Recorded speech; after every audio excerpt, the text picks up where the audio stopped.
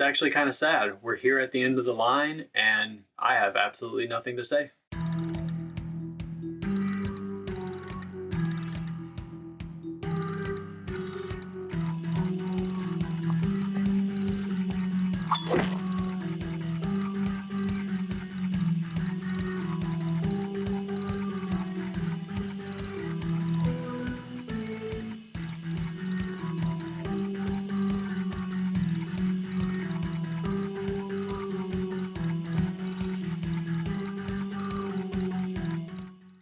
No Time to Die shows Bond having left active service, but his peace is short lived as Felix Leiter comes asking for help.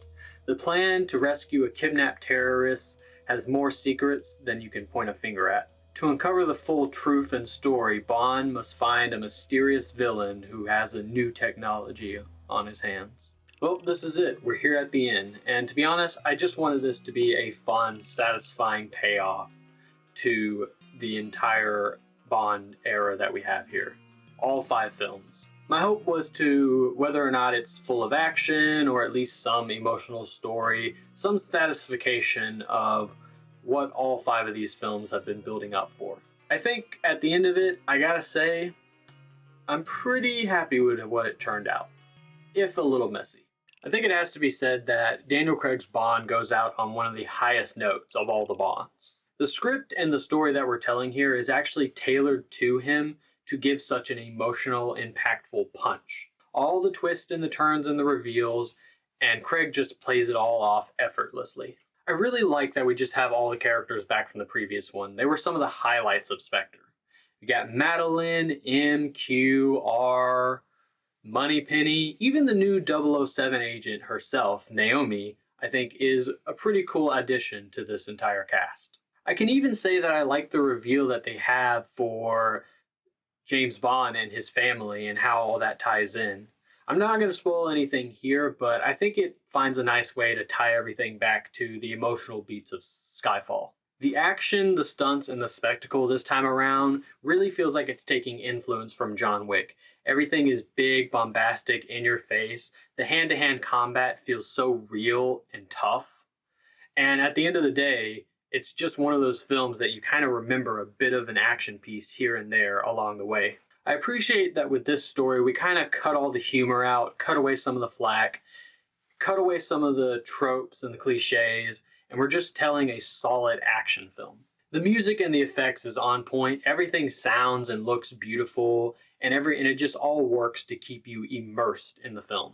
On a final note, I just want to say that the production for all these films has always been very high class, and I appreciate that everyone always puts in 100% of their effort. It really shows through at the end of the day. You guys, you're the real heroes. I think the villains are a bit of a mixed bag. On the one hand, there's Blofeld and Spectre, but they're not really the main villains, and they're kind of here and there to tie up loose ends from the last movie. And then there is our main villain, played by Rami Malek, and all of his guys and his henchmen. And he's a lot of fun. He has a very interesting and deep, dark story and a very fun revenge plot to everything going on. But somewhere along the lines, the movie kind of dumbs him down and just makes him a typical Bond villain who's out to destroy the world. We were on the verge of greatness. We were this close. With the negatives, I have to say that the overarching story here is just way too much. This movie is almost 3 hours long, and you can absolutely feel it, as they cram almost everything into this one. I also feel like from the very beginning, they completely ruin what made the last one so good, and that was Bond and Dr. Shaw and their relationship. They have to find a way to separate them in order to have some kind of meaningful reunion at the end that feels much more impactful. And I think it's just the wrong move to go with. With the way that the plot works out, this film actively justifies that M would consider making a device that could wipe out millions of people through disease sort of genetic modifications. And he thought that would be a good idea to use for the Secret Service. I'm an idiot! I never like when the good guys end up being the real bad guys in a movie, or at least the cause of everything that's happening. I think it's the worst move to go with.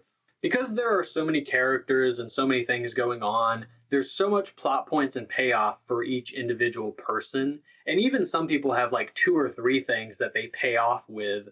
There's a plot point about killing Spectre. There's a plot point about why the guy wants to kill Spectre. There's a plot point about Dr. Shaw and what goes on with her. There's a plot point about Bond coming back into the service and reuniting with his love and all that send-off. There's a plot point with the new 00 agent, 007, who is trying to live up to Bond, and their little bickering and bantering back and forth. And by the end of it, you get a plot point that shifts into a world-destroying one where the bad guy basically just becomes every other villain ever. Wow, that's a lot to take in. It's a gigantic, confusing mess, all because we have to clear up everything with the last film, connect this to the last film, while also setting up things to pay off in this own film to tell its own story later on. I'm honestly amazed that it actually finds the time and the ability to actually pay off on a very emotionally satisfying note for Bond. This movie is definitely more emotionally satisfying than the last one, but it's also dealing with way too much going on for a 3-hour runtime. I honestly have to give it 3.5 techno eyeballs out of 5. That's it, guys. No more reviews. Well, at least until 2028 when Denis Villeneuve comes out with his own Bond film. But the month still has 4 days left, and we're still going strong with Jamesuary. For these next 4 days, we're going to rank the women, the villains, the Bond actors, and then finally the films themselves. I can't wait, and I can't wait for you to see it all. See you tomorrow as we go over who's the best and who's the worst Bond women. Gear up and gear out.